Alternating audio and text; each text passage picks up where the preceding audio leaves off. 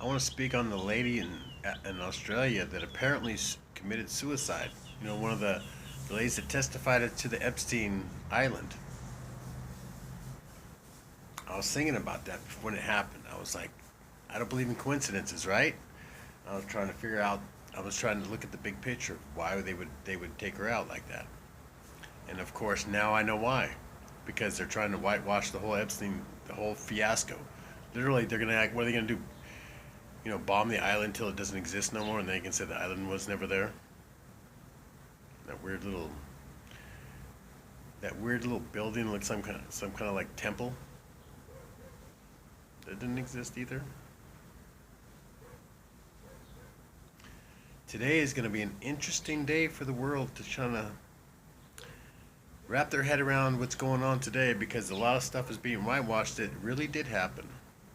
I've been studying this stuff for years as a journalist. That's what QAnon was all about. Remember when the Congress got together and voted against QAnon being some kind of race, or were they like a terrorist organization? A bunch of guys online talking about how the elites were fucking kids and drinking blood and doing their Satanist fucking little rituals. And I guess they were terrorists for just talking about that kind of shit, right? Of course, I get strikes on YouTube for talking about adrenochrome, which is, a fairy tale, right? So why would I get a strike about something that doesn't exist? It's like talking about Dracula's drinking blood. It's a story. You hear a story and you tell a story. I was telling about Dracula. I got a strike. Dracula doesn't exist, right? He never really did those things, unless it was real. Why would I get a strike on something that doesn't exist? I was telling a fairy tale, right? Google? Yeah. Just trying to figure out why they off that poor lady.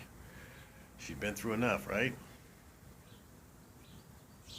They're trying, because imagine what that lady would have came forward and said if, after Trump just said that it was a bullshit, it didn't exist. So she wasn't raped? She didn't get fucked over by all his assholes?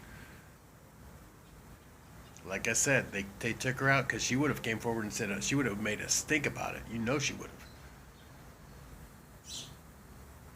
God's not happy, and neither am I. Neither am I.